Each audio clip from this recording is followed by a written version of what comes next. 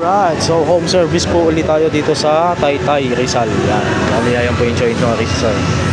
Meron po silang kasa dito. Yan, may mga mekaniko din po sila. So nagtiwala po si sir sa akin na battery operated ko po yung kanyang kickstart na Choinori. Ayan, ko-convert po natin ng battery, palalakasin po natin yung busina at ilaw niya. So ayan, kasalukuyan ko po siyang ginagawa yung harness niya ngayon. Okay, so power up line, battery operated kickstart. One-way setup po tayo. Okay, so ride safe po sa ating ka-choy at ingat, mag-update po ako pag okay na po yung choy ni sir. Yan, okay. Ka-choy, so natapos na po natin yung battery operated na kickstart conversion. Ayan na po. So wala po tayong spaghetti wiring dyan at malinis po yung pagkaka-wiring natin. Ayan po siya.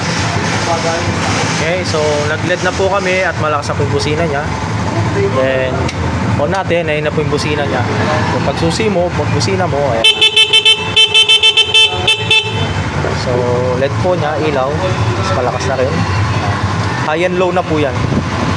Alright, so na po. Bali, ang ginawa ko dito is battery operated conversion na kickstart with power upline method. One relay setup po tayo, one way method. Okay, so fast charging na rin po yan, so hindi po malulobat ang battery niya.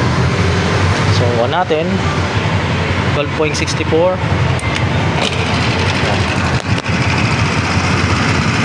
So 12.7. Pag nirag po natin,